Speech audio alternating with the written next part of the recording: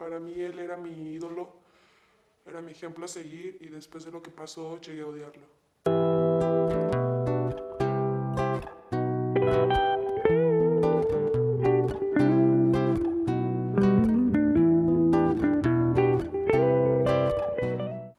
Estábamos en la casa y mi papá por lo regular siempre, no sé, era un poco muy cariñoso, pero había momentos en los que no sabía realmente si era porque me quisiera o deseaba otra cosa.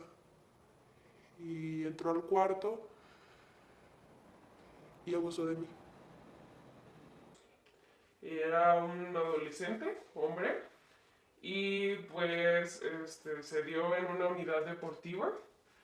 Yo jugaba fútbol en un equipo pues de fuerzas básicas y entonces lo que hice fue llevar un balón a inflar al cuarto del área de bombeo y cuando yo estaba dentro inflando el balón el muchacho se acercó, me vio sola y pues entró y cerró la puerta. Y cuando cerró la puerta yo me percaté del sonido y cuando quise voltear el muchacho ya estaba atrás de mí, pero ya me había puesto la mano en la boca y no podía gritar. Entonces yo me asusté, pero obviamente como estaba muy chiquita y como todavía no me habían explicado muchas cosas, no entendía qué quería hacer el muchacho y después sentí como frío y duro y noté que el muchacho estaba tratando de penetrarme con sus dedos y empecé a moverme, empecé a intentar gritar y lo traté de morder y cuando lo traté de morder el muchacho me soltó y en vez de yo salir corriendo, lo que hizo él fue darse la vuelta, abrir la puerta y salirse y cerrarle. Entonces tardó un rato en que alguien abriera la sala de bombeo para poder salir. Y cuando salí, obviamente, sí dije, porque estaba muy chiquita y no entendía qué estaba pasando. Sí, enseguida le dije al entrenador, es que, pues fulanito trató de tocarme. Y yo me sentía como, pues muy mal porque no entendía qué pasaba y me dolía y me sentía mm, pues agredida. Quiso darme un beso en la boca y me quiso obligar. Y yo no me dije, ese día no estaba mi familia, mi mamá ni mis hermanas, nomás estaba él. Entonces, y yo no quise hasta que él se fue, volví a sentir tranquilidad. Y a la semana volvió a hacer lo mismo y me quiso ahí tocar, estaba acostada en mi cama y estar, me quiso destapar y me quiso tocar mis partes. Y yo no me dejé, entonces se enojó con nosotras y se salió de la casa. Entonces, de ahí en más, volvió a hacerlo y de ahí ya no alcanzó a tocarme, pero sí me dio temor lo haya hecho de nuevo.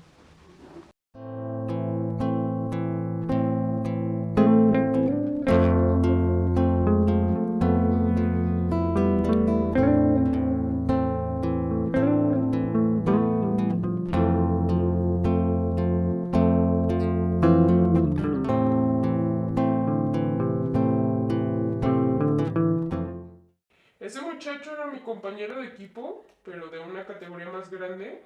Inclusive era mi compañero de actividades, entonces claro que yo conocí al muchacho. Después de que sucedió y que yo le notifiqué al entrenador, tuvieron que hablarle al director y tuvo que venir mi mamá y su mamá y él y yo a hablar las cosas. Pero obviamente cuando tienes 8 años tienes mucho miedo y cuando te preguntan las cosas no las quieres decir. Y no las quieres decir porque te sientes rara. El decir que alguien toca tu vagina a esa edad es muy complicado. Y el muchacho ni lo negó ni lo aceptó. Solamente se quedó callado y después de mucha insistencia de parte de mi mamá y también de mucho llorar yo, de que no me le quería acercar al muchacho y de que ya no quería ir a entrenar y demás, el muchacho aceptó que lo había hecho por una apuesta con otro compañero. A mí se me pidió disculpas por debajo del agua, o sea, se me dijo, el muchacho me pidió disculpas, pero no hubo una denuncia ni una queja, no lo corrieron, no lo suspendieron. Creyeron que, o lo justificaron como un juego de adolescentes cabreados y pues le permitieron seguir en el equipo. Me daba vergüenza también que la gente supiera qué me había hecho. No se dio cuenta, le tuve que decir 2 semanas después, porque sí me dio miedo decírselo a ella. Corrió a mi papá de la casa y ya no lo volvió a tener, ya no lo volvió a dejar acercarse a nosotras. Y ya cierra las puertas, no nos deja acercarse tanto y se retira un poco más. ¿Hubo algún procedimiento legal por parte de tu familia ante esta situación? No, no hubo nada de eso.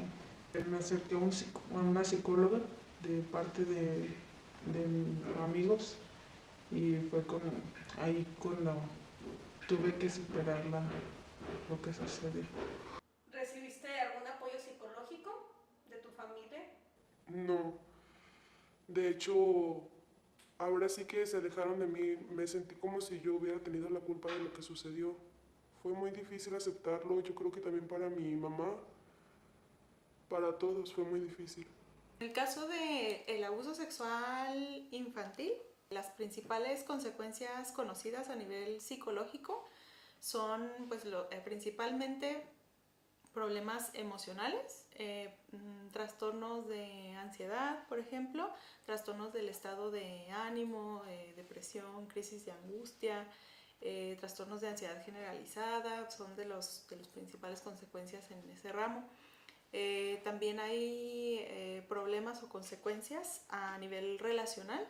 Encuentran las personas que han sufrido abuso sexual en la infancia pues muchos problemas para establecer relaciones en la vida adulta. También la cuestión de los problemas sexuales que pueden presentarse en la vida adulta, que está pues, también mucho muy relacionado con los problemas para establecer relaciones adecuadas. También pueden presentarse problemas de conducta en la adolescencia y en la vida adulta. Las personas, puede variar mucho la respuesta que tengan las personas que han sufrido abuso sexual en la infancia, pero sí hay consecuencias muy notables, tal vez no en la infancia, pero sí que empiezan a presentarse en la adolescencia y en la vida adulta cuando empiezan a comprender qué fue lo que les sucedió en la infancia. Para empezar, me pregunté muchas cosas sobre mi cuerpo, sobre por qué me dio miedo y sobre por qué alguien quería tocarme. Después de eso, aunque nunca lo hablé con mi familia, porque era un poco un tema tabú y un tema cerrado, un tema de ya se habló, ya te pidió disculpas, todo está bien y haz como si no pasara nada, pues como que mi cabeza no lo pudo procesar y le tenía mucho miedo a los muchachos. También es así que aunque me gustaran, o sea, en el tiempo ya cuando yo era adolescente, yo me daba mucho miedo acercármeles, o sea, tener el contacto físico con un muchacho me costó muchísimo trabajo. Hasta que tuve 15, 16 años, fue cuando di mi primer beso y me costó muchísimo trabajo psicológico. Yo no me podía acercar a los niños, no podía. Me sentía muy traumada, realmente no sabía ni qué pensar porque en mí siempre estaba ese recuerdo. Me sentía frustrada, sentía que no valía nada, que realmente a lo mejor uno está destinado para ese tipo de acciones de la familia. Me afectó demasiado al momento de tratar de relacionarme con las personas. Ahora sí que no importando el género, si fuera femenino o masculino, simplemente con los hombres ya no sabía por qué lado tomarlo, si se me acercaban a mí con una intención de abusar de mí, aprovecharse o simplemente por tratar de convivir. Me volví muy retraída, no me gustaba hablar con nadie, Simplemente había veces que no quería salir de mi casa, dejé totalmente de socializar. El trato con los hombres fue ya diferente, ya no fue lo mismo como se debía de ser, como amistad, ya no los veía, ya era diferente. Después de que sucedió eso, me ha costado desenvolverme hacia el noviazgo de eso. ¿Tú ya no has visto a tu papá después de lo que sucedió hace 2 años? Sí lo hemos visto, pero es un mes y 2 meses y así, no lo veo tan seguido. Cuando tú creces y le dices a la gente en discusiones sobre la violación precisamente y le dices, bueno, pues es que yo fui agredida sexualmente de niña y creo que ninguna mujer diría que fue agredida sin serlo, porque es una situación que nadie la busca. Y si la dices es porque de verdad estás metido en una situación así y pues la gente te mira como sorprendida, te revictimiza, te trata después de manera muy delicada, te llega a preguntar cosas tan estúpidas como ¿y no te enfermaste de VIH? ¿Y no tienes ninguna enfermedad sexual? ¿Y puedes tener sexo? ¿Y no te da asco el pene? Y, o sea, te preguntan muchas cosas en momentos muy incómodos donde tú estás abriéndote para contar la historia, pero lo único que les importa es un poco más allá, o sea, relaciones sobre las relaciones sexuales, vaya, pero nada que tenga que ver con tu integridad, ni hablan de tus derechos como mujer, ni hablan de la oportunidad que tienes todavía de denunciar, o sea, es como muy morboso todavía hablar de las agresiones y de las violaciones sexuales. Las violencias, todas las violencias, incluyendo la violencia sexual, son parte de la violencia estructural y sistémica que vivimos las mujeres a lo largo de toda nuestra vida. Hay toda una estructura y todo un sistema que promueve, permite, genera la violencia contra las mujeres. Esto que yo tengo sistematizando los casos de asesinatos de mujeres, de feminicidio desde hace más de 20 años, en casi todos los casos, en cualquier etapa de la vida que las niñas y las mujeres son privadas de la vida precisamente, además de privarlas de la vida, va a estar el componente sexual. ¿Qué quiere decir esto? Que además las van a violar sexualmente. Y no importa si es una niña, si es una bebé de meses, si es una niña adolescente, si es una joven, si es una adulta o si es una señora mayor de 70, de 80 años, por increíble que nos parezca, vamos a encontrar violencia sexual también ahí. Hay valores que se ponen sobre la mesa en las familias sobre qué es lo que tiene que ser protegido, ¿no? Y bienes jurídicos también estoy hablando. Si es la niña, si es la honorabilidad de ella o si es el honor de la familia, ¿no? Entonces ponen por encima de esas niñas y de esos niños la honorabilidad de la familia. Entonces por eso es que no quieren que se sepa, que se conozca y ocultan esa información y prefieren no denunciarlo y prefieren no denunciar a aquel violentador porque el honor de la familia está en juego. Normativamente hemos ido avanzando. Desafortunadamente en la aplicación de esas normas y en la justicia poco hemos avanzado porque la justicia sigue siendo patriarcal. Finalmente esos jueces que están dictando las sentencias pues son hombres a los que la gran mayoría hombres y algunos casos mujeres también que obedecen a esa justicia patriarcal en donde todavía siguen naturalizando y justificando esas violencias. Afortunadamente en nuestro país tenemos ya manuales, incluso protocolos especiales para juzgar con perspectiva de género que están obligados los jueces a leerlos, revisarlos y a tener una mirada mucho más amplia, sobre todo en estos casos de violencia sexual. ¿Hubo algún procedimiento legal después de la violación? No, mi mamá no se le hacía justo para mis hermanos, que fuera un escándalo para mí. Decía que era mejor dejarlo así. Este tipo de actos no deben de ser perdonables. El tocar a otra persona sin su consentimiento bajo ninguna situación debe de estar permitido. Las familias también minorizan los problemas de agresiones sexuales. No todas las personas reaccionan de la misma manera. Si una persona puede reaccionar de una manera hostil, por ejemplo, convertirse en una persona violenta o incluso, en algunos índices bajos, incluso repetir las conductas población infantil, o sea, convertirse en abusadores cuando son adultos, que igual no es no es como que A entonces B, sino que depende de muchos otros factores. Por ejemplo, redes de apoyo en la infancia, pero también características de personalidad y de temperamento, que eso se van formando pues desde la primera infancia. Entonces, una persona puede ir orientada, por ejemplo, a desarrollar un trastorno depresivo. Entonces, más que ser hostil con otros, pues va a empezar a ser hostil consigo mismo, y entonces puede llegar a la autolesión o al suicidio, y en otra persona puede manifestarse hacia afuera, ¿no? O sea, en esta cuestión de ser hostil con otros, no poder establecer relaciones significativas con los demás. ¿Qué fue lo que sentiste cuando él quiso aprovecharse de ti? Miedo, temor y odio hacia él. ¿Qué sentimientos fueron los que tú sentiste hacia tu papá? Odio, sentía mucho odio, no quería ni verlo, no podía observarlo porque me afectaba mucho, me sentía traumada, sentía que me quedaba paralizada cuando lo veía. Fueron mucho odio, mucho coraje.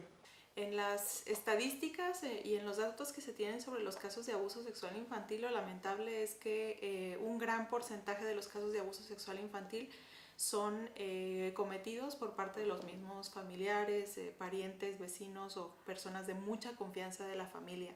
Y cuando esa situación se rompe por el abuso sexual infantil, pues incluso puede haber muchos procesos en donde se culpabilice a la víctima, y que la víctima a sí misma se sienta culpable por haber roto con este esquema familiar. Una cuestión muy importante es siempre, siempre partimos del hecho de que si un niño o una niña acude con su mamá o con su papá para platicar de una situación de abuso sexual infantil, pues siempre lo importante es no descartar esa situación, siempre hay que creerle a la víctima, ¿no? Y en ese sentido la cuestión es el acompañamiento y el apoyo que puedan recibir de las personas cercanas, y que esas personas, mamá, papá, quien sea, la abuelita, el abuelito que esté ahí como de esta red de apoyo social, que le esté asegurando a la víctima que va a ser protegida, y sobre todo pues que no es culpa, ¿no? O sea, el reiterarle pues lo valientes que son cuando denuncian, y pues darle el seguimiento y el acompañamiento psicológico, siempre pues estando pues ahí al lado de la víctima de abuso sexual infantil. La gran mayoría de los casos siguen ocurriendo en el espacio que podría ser el más seguro, que es el de tu casa, ¿no? Y por quienes deberías de estar más segura, que son tus familiares. Es decir, siguen siendo los papás, alguien con quien tiene una relación cercana, esa niña que tiene por lo tanto una relación de confianza, niñas y niños. Se ha visto un incremento de niños en los últimos años, y que ocurren en ese espacio que tendría que ser el más seguro, ¿no? Y por familiares, ¿no? Por quienes tendrían que ser los que brindaran protección, cuidado, atención, ayuda a las y los menores, y no ocurre esa situación. La justicia penal no solamente tiene que ver con una sanción o con la privación de la libertad para el responsable, tiene que ver con todo lo que requiere la víctima en la comisión de ese delito, y uno de esos es atención psicológica, médica, sobre todo también jurídica, y cuando se vive violencia sexual tiene derecho, de acuerdo a la norma 046, a ser atendida de manera inmediata en cualquier espacio de salud, que le den todo el paquete de salud preventivo, que incluye la pastilla del día siguiente, que incluye los antirretrovirales cuando hay sospecha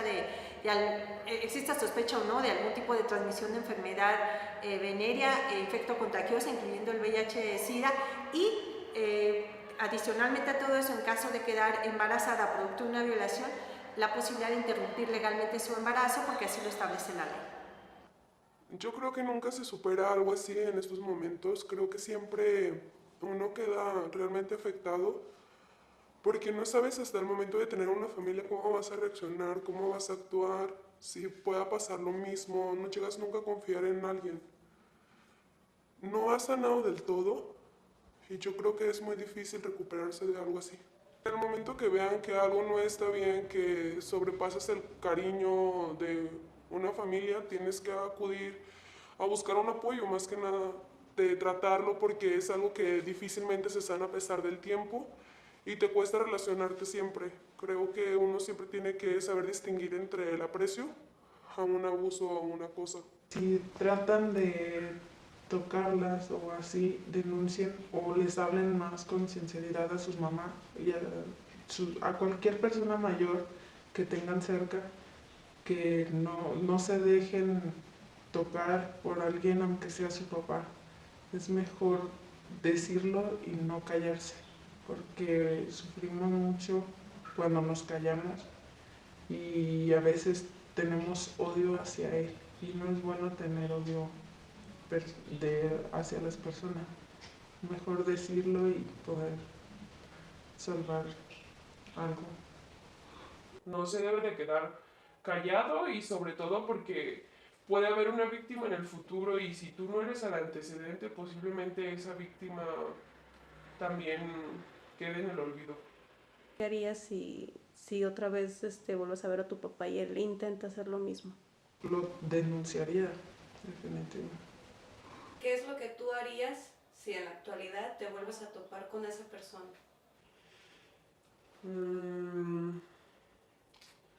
¿Qué haría? Yo creo que lo más prudente, pues no sé, sería hablar con él sobre lo sucedido y si el muchacho como que no acepta su acto, yo pienso que sí meter una denuncia o un acta o algo que demuestre que hay un antecedente de violencia de él hacia una niña.